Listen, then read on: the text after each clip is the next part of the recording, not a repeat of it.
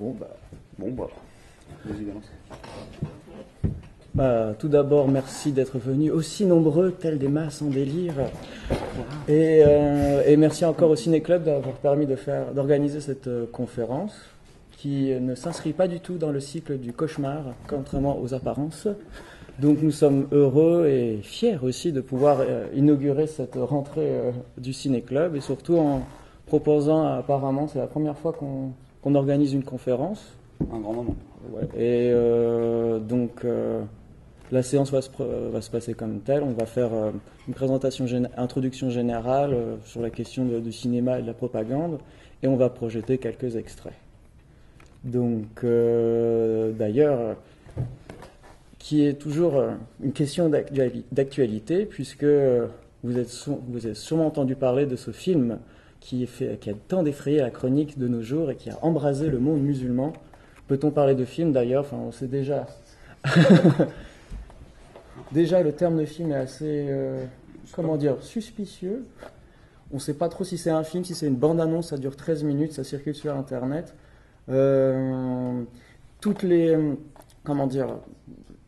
Ça concentre également toutes les problématiques de la propagande, du genre la désinformation, le message à charge, et on ne lésine pas du tout sur les moyens, quitte à paraître caricatural. Mais bon. Un peu. Au passage aussi, on a là. Ça c'est récent, mine de rien, ça c'est récent. Niveau propagande d'aujourd'hui, le must, ça reste quand même la Corée du Nord. La Corée du Nord, ils ont gardé, quand c'est dit dernière dictature stalinienne, c'est qu'ils ont gardé les mêmes codes que les années 50 à peu près. Du coup, ça leur a donné un côté kitsch. Ça, c'est la propagande la plus kitsch du monde, c'est la Corée du Nord qui l'a. Et ça commence à être de plus en plus popularisé. C'est assez incroyable. Il y a même une application iPhone Corée du Nord qui, si vous l'achetez, vous donne à peu près une centaine d'images de propagande tous les jours et qui commence à développer un certain succès. Ça montre à quel point la propagande, les codes qu'on va voir en fait là, qui sont assez extrêmes, n'ont pas totalement tout perdu aujourd'hui. Entre l'innocence des musulmans et la Corée du Nord, on a encore de superbes beautés à voir. Donc faut déjà s'entendre sur ce qu'on entend par propagande. Avec l'approbation du petit Robert, nous voyons que le terme de propagande apparaît pour la première fois en latin, propaganda du latin ecclésiastique, pour désigner une organisation qui s'est créée au XVIIe siècle dans le cadre de la contre-réforme. Donc le terme vient de latin, c'est la propaganda, qui est comme la légende, c'est ce qui doit être lu. La propaganda, c'est ce qui doit être propagé. Mais il est d'abord utilisé dans un cadre strictement religieux pour la propagation de la foi catholique. Et ce qui caractérise la propagande, c'est, d'un point de vue purement quantitatif, c'est justement l'idée de propagation, de diffusion sur une large échelle.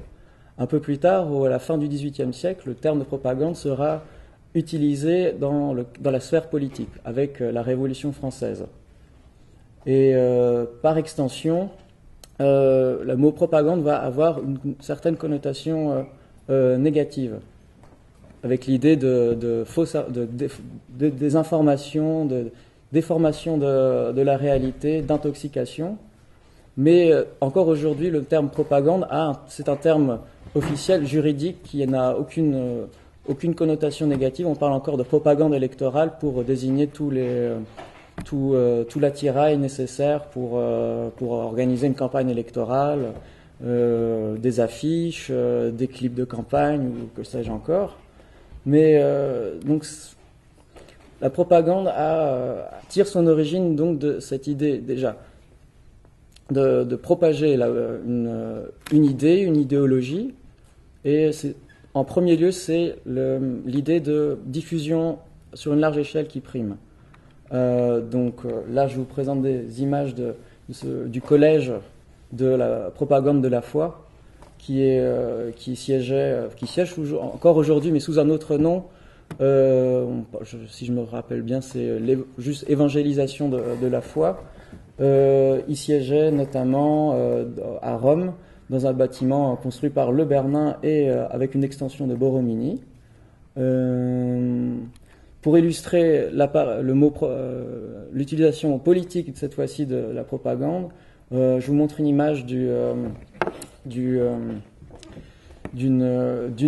des nombreuses célébrations organisées au cours de la Révolution française à l'instigation de Robespierre, donc le culte de l'être suprême, qui visait à se substituer au culte chrétien en vigueur alors, et en sécularisant, en laïcisant une foi qui reste toujours déiste, puisque la divinité qui est ici révérée, celle qu'on voit au milieu autour de laquelle la foule s'assemble, c'est la divinité de la sagesse, autour de laquelle on va brûler des simulacres, des statues représentant l'athéisme, la fausse simplicité et d'autres entités négatives.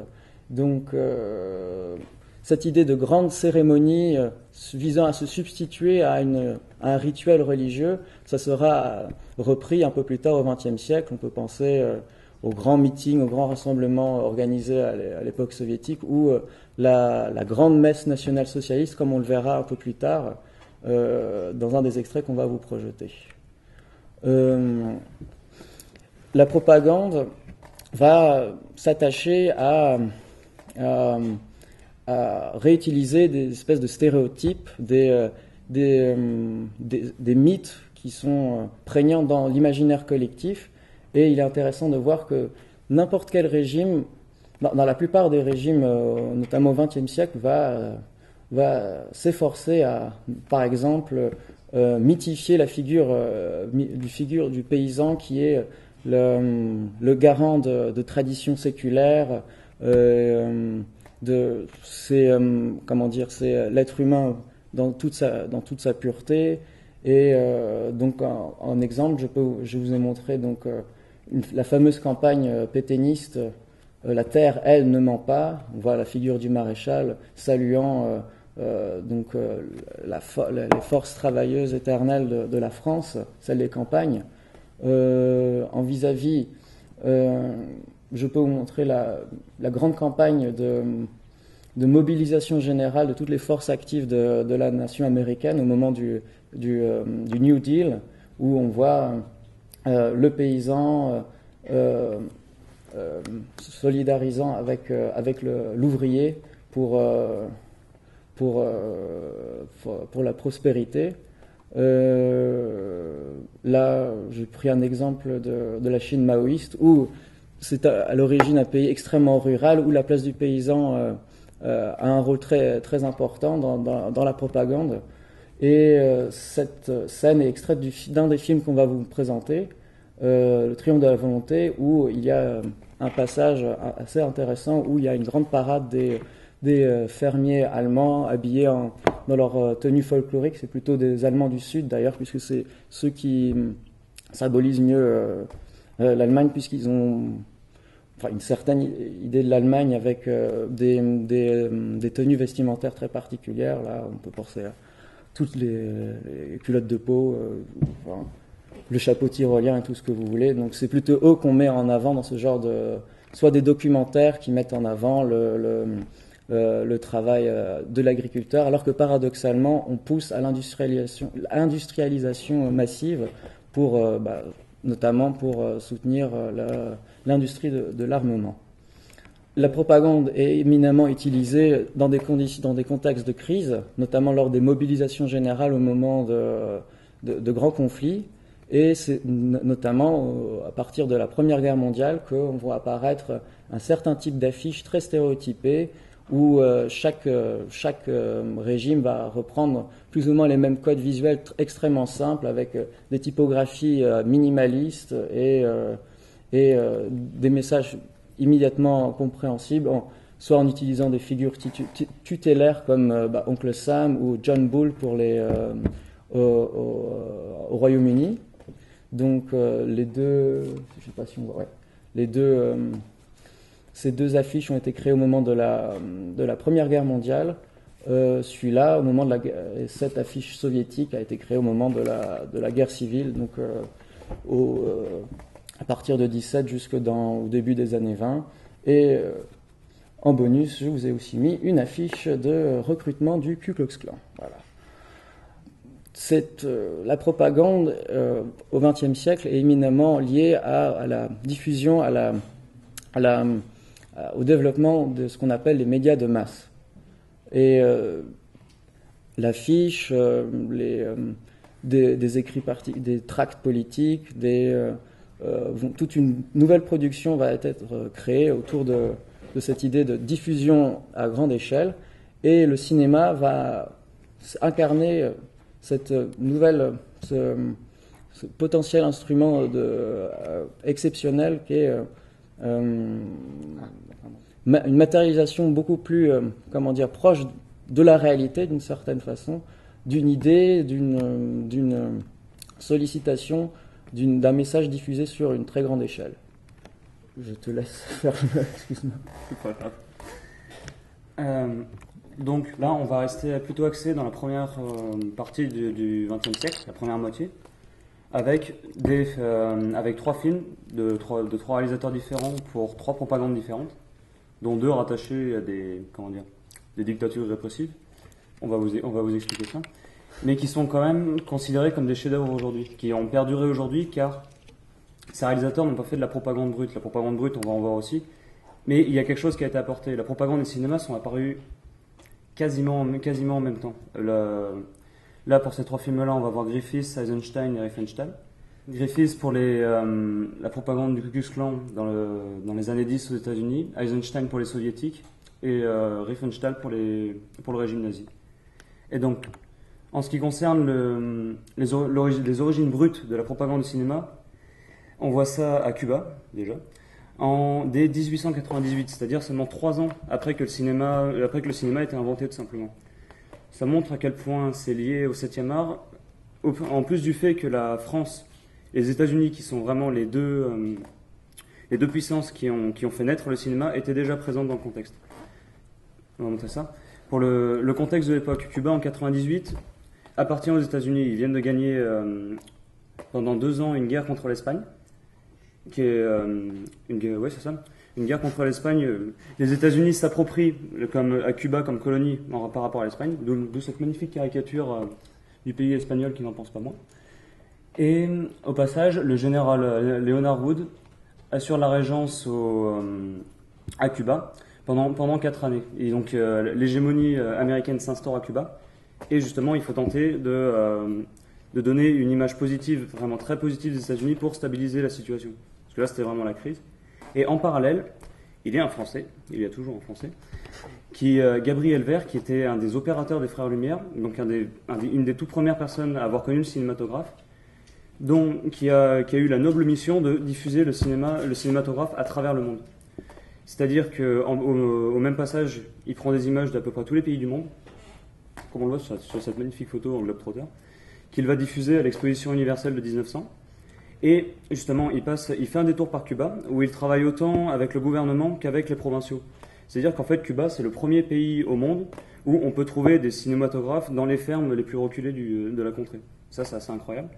Et là où il va travailler avec le gouvernement, c'est que pour instaurer cette image de propagande, il va tourner une série de courts-métrages, qui sont aujourd'hui malheureusement tous disparus, où on fait de la propagande la plus plan-plan possible, c'est-à-dire sur le même schéma que par exemple la sortie des usines des Frères Lumière, c'est-à-dire on voit des gens bouger, c'est tout. Sauf que là, on va simplement filmer des défilés américains à travers les rues de la Havane principalement, et diffuser ça un peu partout. C'est pas grand-chose, mais c'est de la propagande pure, tout simplement. Et donc l'avantage, c'est que les États-Unis en profitent pour expérimenter une technique de propagande qu'ils vont directement s'approprier dans la décennie à suivre. Hollywood est né quelques mois auparavant, c'est très récent. Donc tout ça est vraiment lié. Et pour prendre ça sur un aspect plutôt théorique, pourquoi la propagande marche au cinéma, tout simplement. Déjà, pour l'aspect le plus simple possible, c'est que le cinéma, c'est encore le moyen le plus abouti, d'un certain point de vue, même encore actuel, qu'on ait pour représenter la réalité. C'est-à-dire que pour le spectateur, ça cumule la photo. La photo, c'est très récent, c'est même pas un siècle plus tôt, qui est la représentation la plus réelle qu'on ait du monde, et le mouvement, la représentation du mouvement la plus fidèle qu'on ait encore aujourd'hui aussi. Et ça, c'est tout ce qu'il faut. C'est tout ce qu'il faut pour représenter la réalité à quelqu'un. Et donc évidemment, Après, d'un point de vue logique, moins un spectateur est habitué, plus il est réactif au premier abord. Et donc évidemment, l'histoire du cinéma va évoluer, la propagande va évoluer en subtilité, tout simplement. Les gens qui disent qu'il n'y a plus de propagande à l'heure actuelle, c'est n'importe quoi. C'est juste que propagande, on a cette image-là des années 30-40, qu'on va vous montrer, mais la propagande aujourd'hui a évolué avec le cinéma d'un point de vue plus subtil. Ça se trouve, dans 50-70 ans, nos descendants se paieront bien notre tronche en regardant ce qu'on regarde aujourd'hui, quoi. Ça va avec. Et donc là, par contre, on est dans les tout débuts.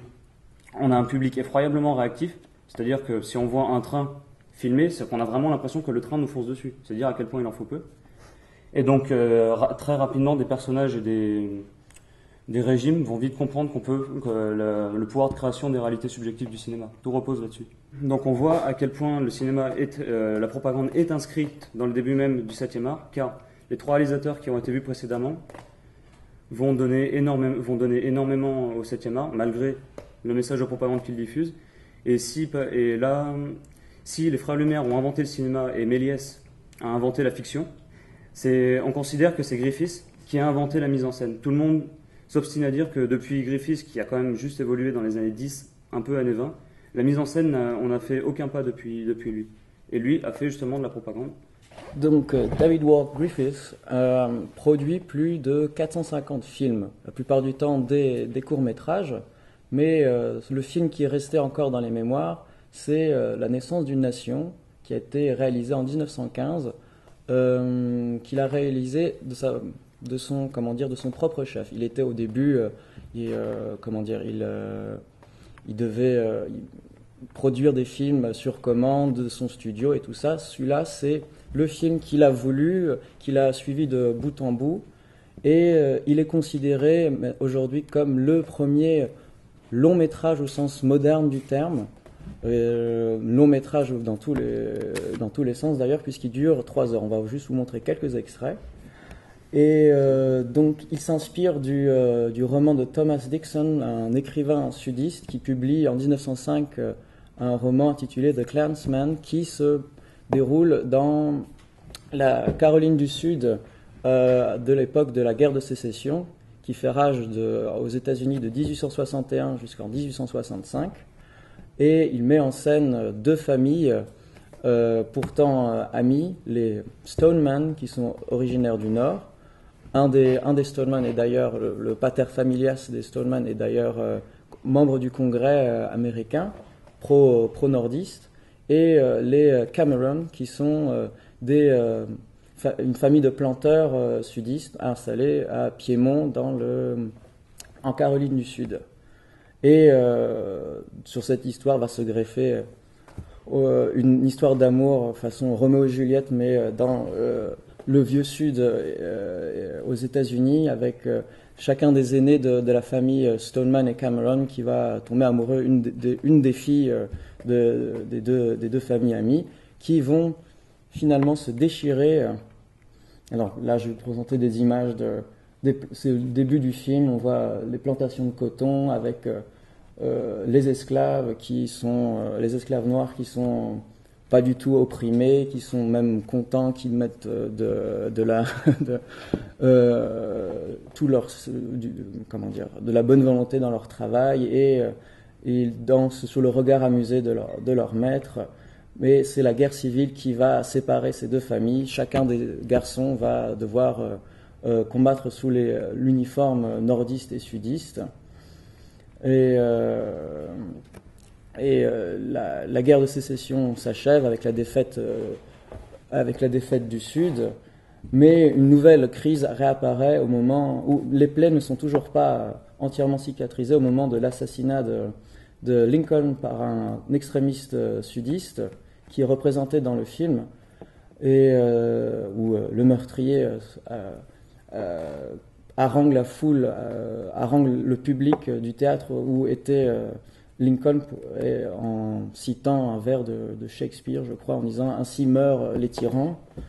Et c'est dans ce contexte-là particulièrement tendu, où Lincoln, alors qu'il était partisan du Nord, était considéré comme le grand réconciliateur des États-Unis, que va décidé, un des héros du film The Birth of a Nation, de réagir face au déclin de sa nation. Et on va vous montrer tout de suite cet extrait-là.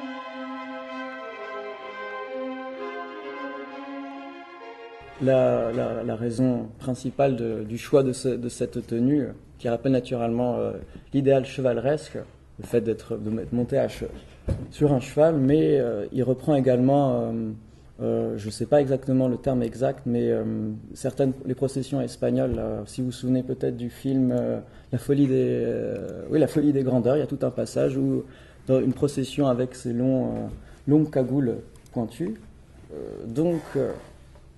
Le Ku Klux Klan, qui a été fondé en 1865 par un certain Forrest, qui devient le premier grand sorcier de l'organisation, va connaître une période de régénérescence grâce à ce film, puisqu'il était un peu moribond depuis 1865, et dès la sortie du film en 1915, il va de nouveau connaître une période de gloire avec de nouvelles adhésions. Et ce qui est aussi intéressant à remarquer, Griffiths cherche sa légitimité également parmi les historiens, et non des moindres, puisqu'il s'agit du président de l'époque, Woodrow Wilson, qui avait écrit une grande histoire des États-Unis. Wilson était lui-même sudiste, et ses acquaintances avec le Ku Klux Klan étaient de notoriété publique. C'est pour ça que pendant longtemps, les démocrates, qui étaient pendant longtemps, rattachés à cette idée négative les démocrates étaient toujours rattachés à l'idée du vieux Sud encore rétrograde, et c'est pour ça que pendant toute une période de la fin du 19e siècle jusqu'au début du 20e siècle, tous les présidents étaient républicains, jusqu'en 1912 avec justement l'élection de Wilson. Et l'autre scène que nous avons vous projetée, également assez caractéristique de ce film, qui va faire, mettre en évidence des stéréotypes avec des oppositions binaires. Et donc on va vous présenter une scène qui vient quelque temps après la scène projetée précédemment, où Flora Cameron, la jeune sœur de Ben Cameron, le fondateur du Ku Klux Klan, celui qui a eu l'illumination devant les petits-enfants en train de terroriser des petits-enfants noirs avec un drap. Donc Flora qui décide de se promener dans la forêt, il y a tout un dialogue fantastique avec un écureuil, voilà, mais on va vous épargner ça. Et elle est suivie par Gus, qui est un ancien esclave affranchi, qui profite de la situation anarchique engendrée par la présence des troupes nordistes et par la manipulation électorale décidée par le chef de la famille Stoneman, donc le député du Congrès, qui trafique les votes et pour permettre l'élection de députés noirs. Donc il y a toute une scène assez intéressante là, au Parlement de Caroline du Sud où tous les membres sont noirs et où règne le désordre, le chaos le plus total. Ils votent des lois absurdes comme le mariage mixte ou la possibilité de devenir capitaine. C'est le cas de Gus qui devient capitaine et qui a des vues sur la jeune Flora et lui propose lourdement de l'épouser.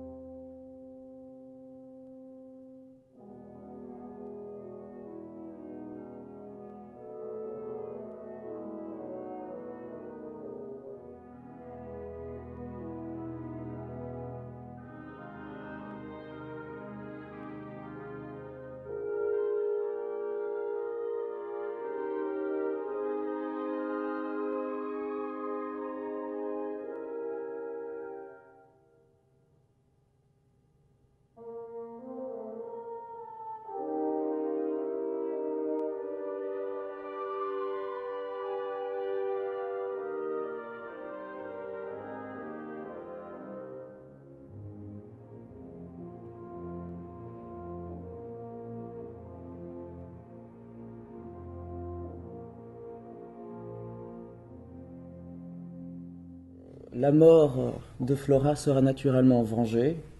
Le clan s'occupera du cas de Gus et l'assassinera et déposera son corps devant le campement des nordistes. Et en représailles, s'ensuit une grande bataille entre les troupes de nordistes et le Ku Klux Klan. Et c'est cette scène de la victoire finale du clan que nous allons vous présenter.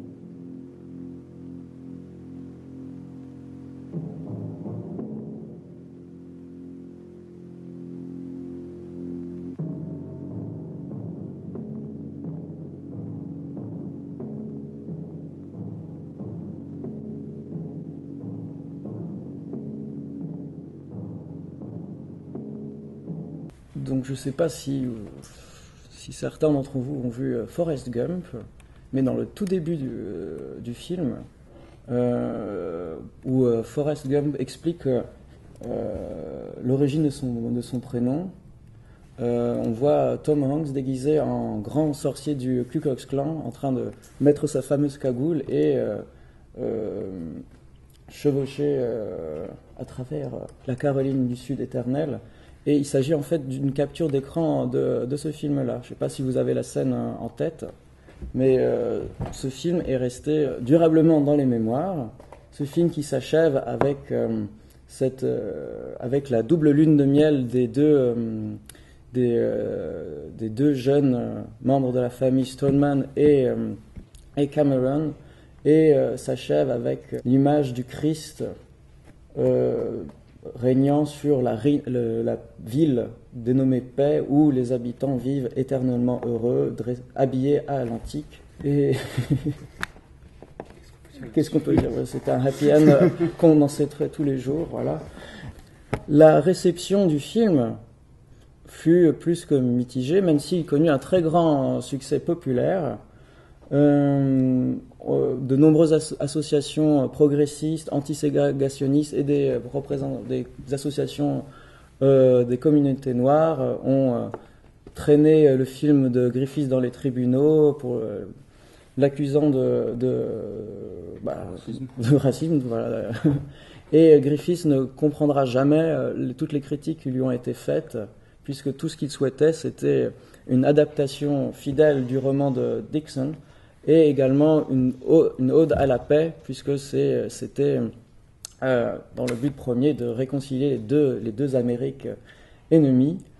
Et en réaction, c'est du moins comme ça qu'on l'a compris, il réalise l'année suivante le film Intolérance, qui est en fait divisé en 4 films, où plusieurs événements de l'histoire sont figurés, où il est toujours question d'antagonisme et d'intolérance, comme la répression d'une grève, la Passion du Christ, la nuit de la Saint-Barthélemy, ou encore la déportation des Juifs à Babylone, avec l'histoire de Judith.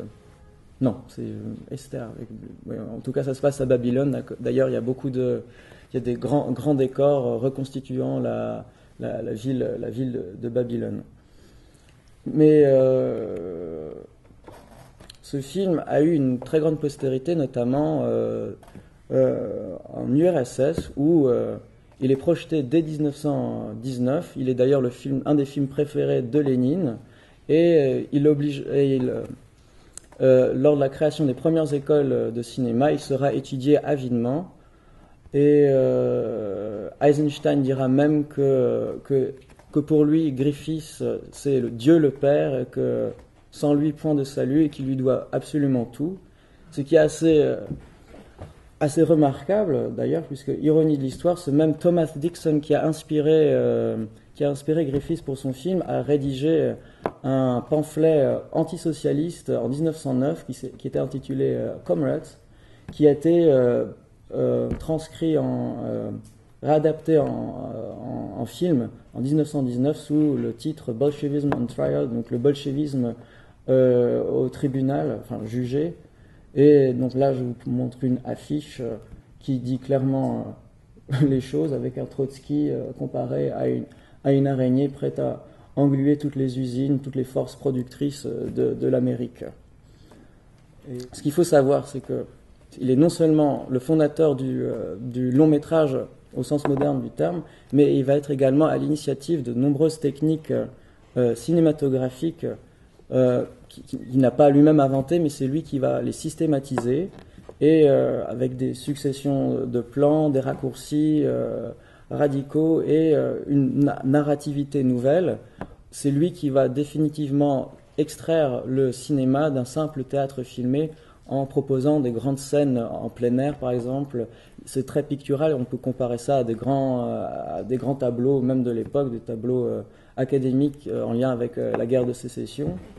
Et c'est cette nouvelle narrativité qui va inspirer toute la nouvelle génération d'artistes et de cinéastes russes au moment de la révolution bolchevique de 1917.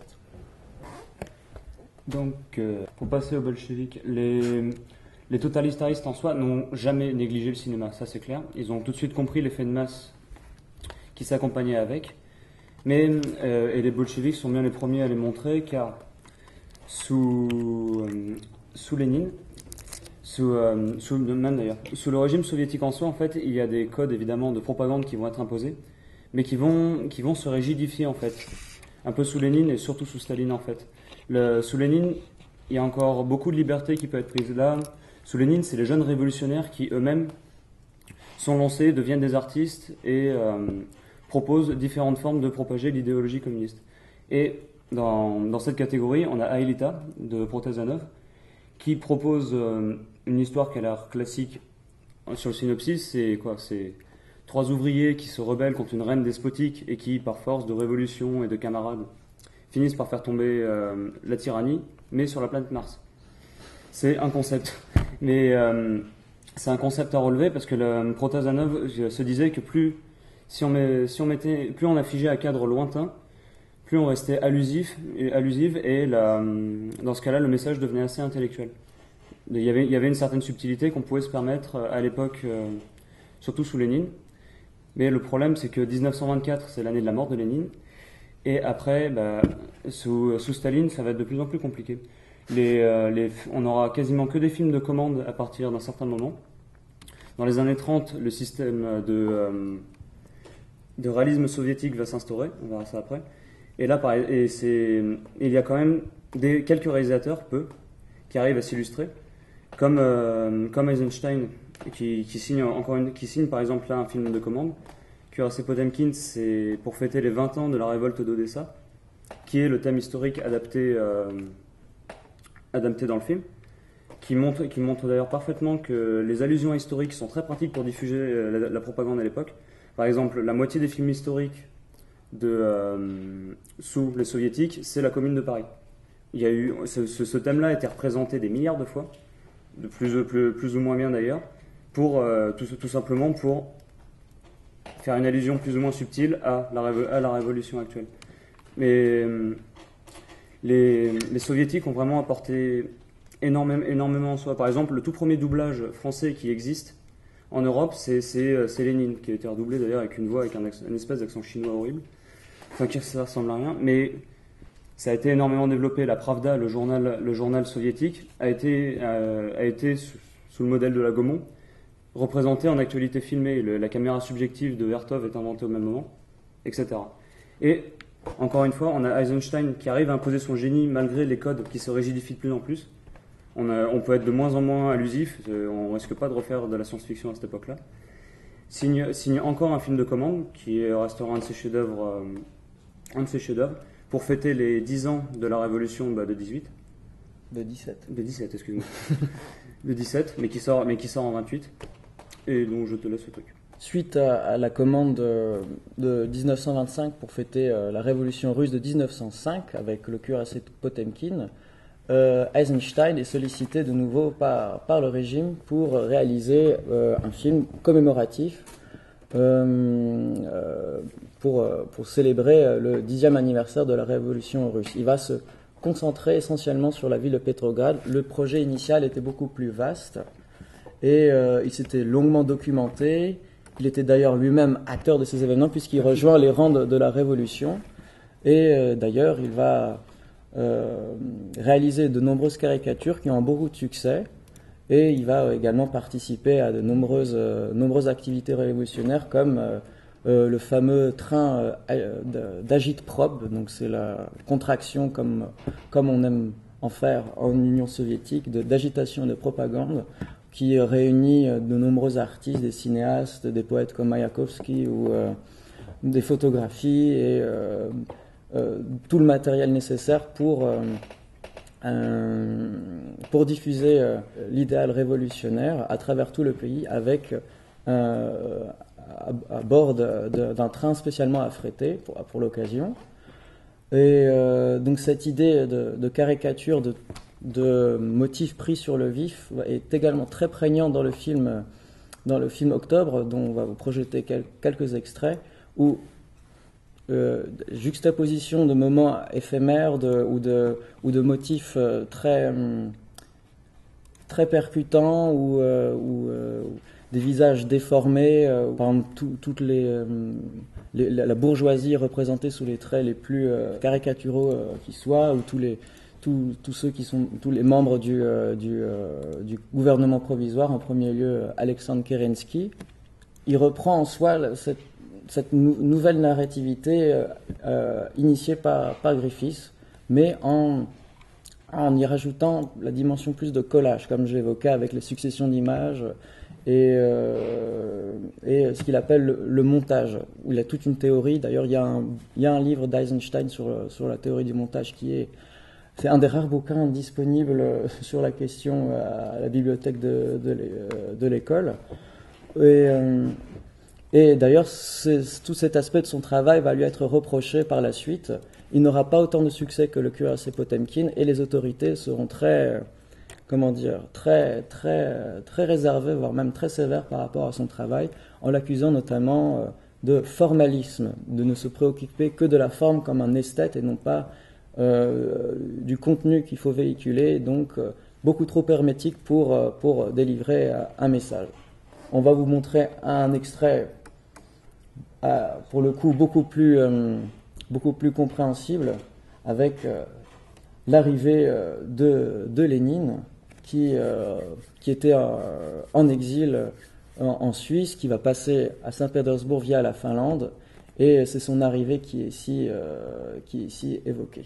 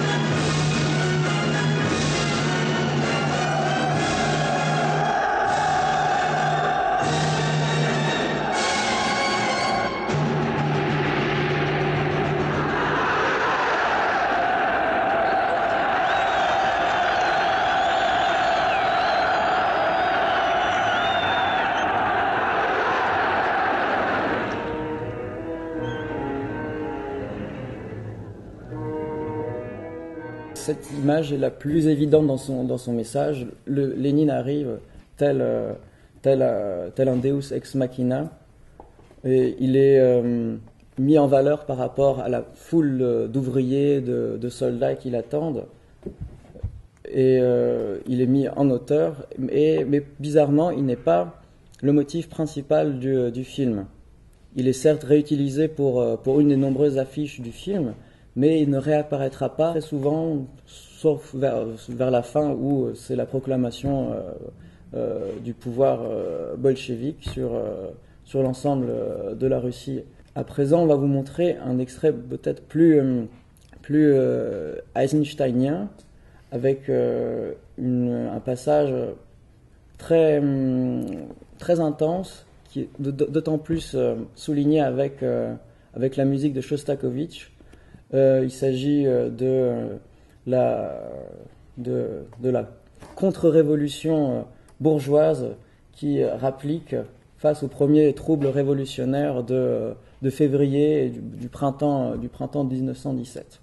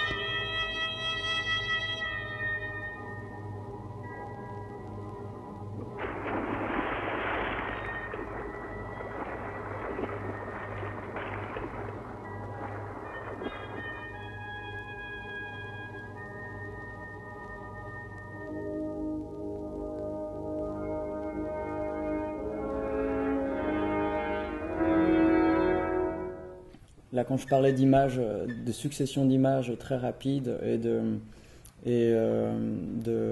juxtaposition, l'idée de collage et d'analogie entre différents objets. Là, je ne sais pas si si vous vous souvenez de ce passage où une des bourgeoises essaye de briser la hampe du drapeau. Juste après, il y a l'image du cheval qui est en train de s'effondrer, alors qu'il vient de recevoir une décharge d'une mitrailleuse. Cette idée d'analogie, de mise en parallèle de deux motifs a priori qui n'ont aucun rapport, qui n'ont deux motifs différents mis en relation. On va le retrouver dans un passage aussi très célèbre où Alexandre Kérenski, le chef du gouvernement provisoire, s'apprête à entrer en fonction en pénétrant dans le lieu même du tsarisme déchu, à savoir la chambre de l'ancien tsar Alexandre III. Voilà.